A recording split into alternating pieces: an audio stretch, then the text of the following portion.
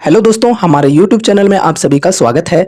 Finally RBL bank की Q4 result आज आ चुकी है। तो चलो अभी हम देखते हैं कि कैसी रिजल्ट इन्होंने पब्लिश की है Q4 की। फर्स्ट ऑफ ऑल यहाँ पर हम डिविडेंड के बारे में जान लेते हैं। तो देखो, कंपनी ने डिविडेंड रिकमेंड की है RS 1.5 rupees per equity share पे, ठीक है, जिसकी डेट फाइनल बता दी जाएगी इनकी एनुअल जनरल की मीटिंग के बाद। अब रिजल्ट्स की ओर हम बढ़ेंगे, ठीक है। ये है रिजल्ट और यहाँ पर जो डेटा है ये लाख में, तो अभी मैं आपको करोड़ में कन्वर्ट करके बताऊंगा, ठीक है। एंड यहाँ पर जो आप लोग कॉलम देख रहे हो, फर्स्ट सेकंड एंड थर्ड, ये जो तीनों कॉलम्स हैं ये अलग अलग क्वार्टर्स के रिजल्ट्स देखने को मिल रहे हैं इन तीनों कॉलम्स में, ठीक है। फर्स्ट कॉलम की अगर हम बात करें तो ये है मार्च 2024 का कॉलम, ठीक है, यानी कि फाइनेंशियल ईयर 24 की Q4 की रिजल्ट हमें इस कॉलम के अंदर देखने को मिल रही है। सेकंड कॉलम की बात करें तो ये हमारी पिछली जो क्वार्टर थी उसकी रिजल्ट यहाँ पर हमें देखने को मिल रही है, यानी कि दिसंबर 2023 का रिजल्ट है यहाँ पर, ठीक है। अब तीसरे कॉलम के अंदर अगर हम देखें तो ये है फाइनेंशियल ईयर 2023 का Q4 का डेटा, ठीक है, मतलब 2023 में जो मार्च क्वार्टर थी उसकी रिजल्ट यहाँ पर हमें देखने को मिल रही है। फिलहाल अभी हम यहाँ पर इन तीनों कॉलम्स के ऊपर डिस्कशन करेंगे और देखेंगे कि कंपनी के अंदर कैसी ग्रोथ हमें देखने को मिली है क्वार्टर ऑन क्वार्टर बेसिस पे या फिर ईयर ऑन ईयर बेसिस पे। उसके बाद जो ये दोनों कॉलम्स बच रहे हैं 1 एंड 2, इन दोनों कॉलम्स के ऊपर डिस्कशन करेंगे, क्योंकि इन दोनों कॉलम्स के अंदर हमें पूरे फाइनेंशियल ईयर की डेटा देखने को मिल रही है। ये फर्स्ट कॉलम है फाइनेंशियल ईयर 2024 का और सेकेंड कॉलम है फाइनेंशियल ईयर 2023 का। तो पूरे साल का यहाँ पर डेटा है इन दोनों कॉलम्स में, ठीक है। चलो यहाँ पर अभी हम स्टार्ट करेंगे। फर्स्ट ऑफ ऑल यहाँ पर हम इंटरेस्ट अर्नड से शुरुआत करेंगे, ठीक है। इंटरेस्ट से कितनी कमाई हुई है कंपनी की, तो देखो कंपनी के अंदर अगर यहाँ पर हम FY23 की मार्च क्वार्टर की बात करें तो यहाँ पर इंटरेस्ट से कमाई हुई थी कितनी, 2642 करोड़, ठीक है। अब इस बार की अगर हम बात करें फाइनेंशियल ईयर 2024 के मार्च क्वार्टर यानी कि क्वार्टर 4 की, तो यहाँ पर कितनी हुई है, 3339 करोड़। तो ईयर ऑन ईयर बेसिस पे बढ़िया ग्रोथ देखने को मिली है। अब यहाँ पर क्वार्टर ऑन क्वार्टर बेसिस पे बात करें तो पिछले क्वार्टर में कितनी कमाई हुई थी इंटरेस्ट से, 3191 करोड़। तो यहाँ पर क्वार्टर ऑन क्वार्टर बेसिस पे भी ग्रोथ हमें देखने को मिल रही है। अब यहाँ पर हम बढ़ेंगे टोटल इनकम की ओर।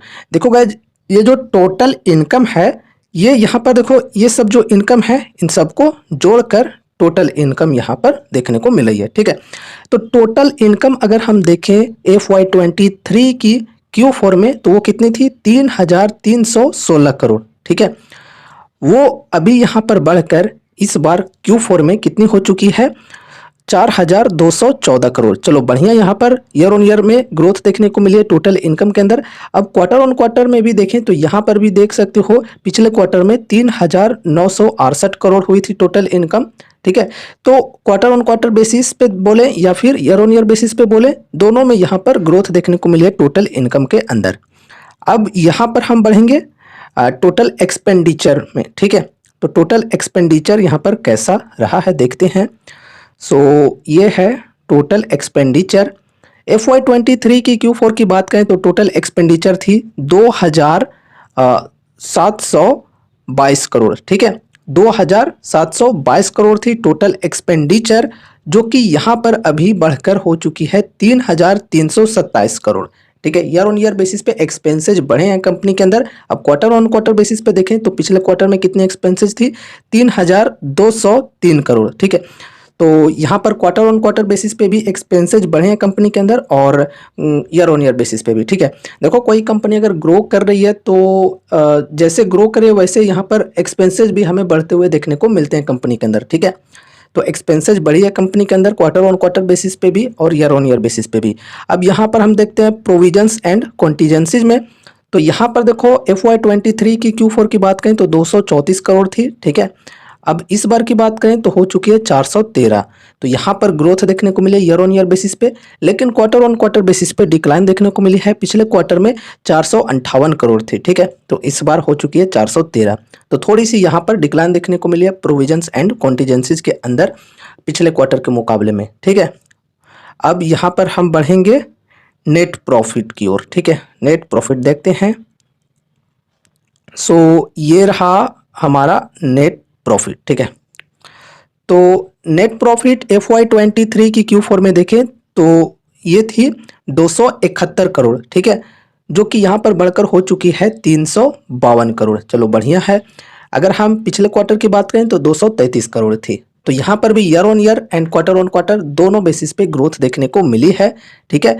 अब यहाँ पर हम एनपीए देखेंगे, ठीक है, gross NPA and net NPA company की कैसी देखने को हमें मिल रही है। तो देखो, एनपीए जो है वो किसी भी जो बैंकिंग की कंपनीज होती हैं उनमें काफ़ी इंपॉर्टेंट होता है देखना, ठीक है।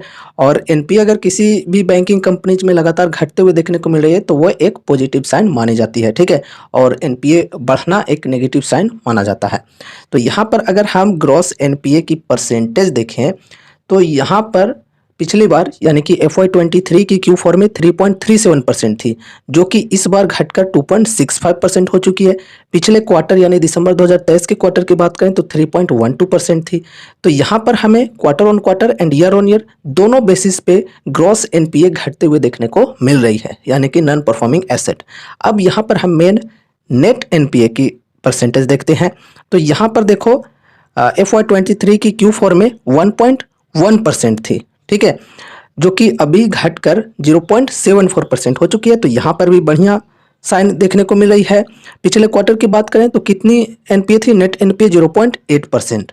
तो यहाँ पर क्वार्टर ऑन क्वार्टर बेसिस पे भी जो एनपीए है ये घटी है, ठीक है। और यहाँ पर हम रिटर्न ऑन एसेट्स देखें, ठीक है, तो यहाँ पर देख सकते हो 1% थी, ठीक है, जो कि अभी यहाँ पर 1.08% हो चुकी है, ठीक है। तो यहाँ पर रिटर्न ऑन एसेट्स बढ़े हैं तो ये अच्छी बात हो गई, ठीक है। अब यहाँ पर हम पिछले क्वार्टर से तुलना करें तो पिछले क्वार्टर में कितनी थी, 0.75 थी परसेंट, ठीक है। तो यहाँ पर क्वार्टर ऑन क्वार्टर बेसिस पे भी रिटर्न ऑन एसेट्स बढ़े हैं, चलो ठीक है। अब यहाँ पर हम डेट टू इक्विटी की भी बात कर लेते हैं। देखो, डेट टू इक्विटी इस प्रकार की कंपनियों में मायने नहीं रखता है, लेकिन फिर भी यहाँ पर देख सकते हो कि इनके जो कर्ज हैं वो घटे हैं। अगर हम ईयर ऑन ईयर बेसिस पे देखें तो यहाँ पर 0.98 से घटकर 0.96 हो चुकी है। और अगर हम क्वार्टर ऑन क्वार्टर पे देखें तो यहाँ पर 1.03 से घटकर 0.96 हो चुकी है। तो यहाँ पर डेट टू इक्विटी भी घटते हुए देखने को मिली है quarter on quarter and year on year दोनों बेसिस पे, ठीक है। अब यहाँ पर हम देखेंगे पूरे फाइनेंशियल ईयर की डेटा, ठीक है। तो यहाँ पर देखो, quarter on quarter and year on year basis पे हमने देखा तो बढ़िया यहाँ पर ग्रोथ हमें देखने को मिली है कंपनी के अंदर, ठीक है।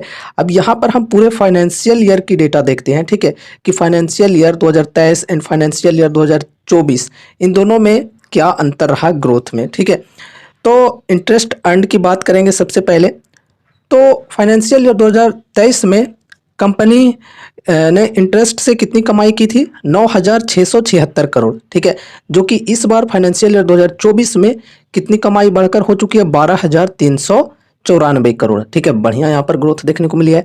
अब यहाँ पर हम टोटल इनकम की बात करते हैं। तो टोटल इनकम देखो यहाँ पर 12,166 करोड़ थी, ठीक है, FY23 में, जो कि अभी यहाँ पर बढ़कर हो चुकी है 15,437 करोड़। चलो ये भी बढ़िया है। अब यहाँ पर हम एक्सपेंडिचर देखेंगे, ठीक है, एक्सपेंडिचर यहाँ पर देखेंगे, टोटल एक्सपेंडिचर। तो यहाँ पर देखो कितनी एक्सपेंसेस थी FY23 में, यहाँ पर थी 9,963 करोड़, ठीक है, 9,963 करोड़ टोटल एक्सपेंडिचर थी, जो कि अभी यहाँ पर बढ़कर कितनी हो चुकी है, 12,406 करोड़, ठीक है। तो एक्सपेंसेस बढ़े हैं यहाँ पर फाइनेंशियल ईयर 24 में, ठीक है। अब यहाँ पर हम देखते हैं प्रोविजंस एंड कॉन्टीजेंसीज के अंदर, ठीक है। तो इसके अंदर देखें तो फाइनेंशियल ईयर 23 में 1,021 करोड़ थी, जो कि यहाँ पर बढ़कर हो चुकी है 1,778 करोड़, ठीक है। अब यहाँ पर हम नेट प्रॉफिट देखेंगे। तो ये रहा हमारा नेट प्रॉफिट। नेट प्रॉफिट कितनी थी कंपनी के अंदर, 882 करोड़, ठीक है, पिछले फाइनेंशियल ईयर में यानी कि FY23 में, ठीक है, 882 करोड़, जो कि अभी बढ़कर हो चुकी है 1,167 करोड़, यानी कि 1,167 करोड़ हो चुकी है बढ़कर नेट प्रॉफिट, ठीक है। अब यहाँ पर हम बढ़ते हैं एनपीए के अंदर, ठीक है। एनपीए के बारे में वैसे भी हमने अभी डिस्कस कर ही लिया, वही डेटा यहाँ पर हमें देखने को मिलेगी, ठीक है। ग्रॉस एनपीए की अगर हम यहाँ पर बात करें तो 3.37% थी, जो कि घटकर यहाँ पर 2.65% हो चुकी है। नेट एनपीए की बात करें 1.1% थी, जो कि घटकर 0.74% हो चुकी है। चलो बढ़िया है। रिटर्न ऑन एसेट्स की बात करें तो यहाँ पर 0.83% थी रिटर्न ऑन एसेट्स, जो कि यहाँ पर बढ़ गई है 0.96%। चलो ये भी ठीक है। अब यहाँ पर हम डेट टू इक्विटी देख लेते हैं, ठीक है। तो डेट टू इक्विटी भी हमने अभी यहाँ पर डिस्कस किया ही, ठीक है। तो देखो फिर से बात कर लेते हैं, 0.98 से घटकर यहाँ पर डेट टू इक्विटी 0.96 हो चुकी है। चलो ये भी ठीक है। तो फाइनली यहाँ पर बोला जाए तो रिजल्ट काफ़ी बेहतरीन आई है।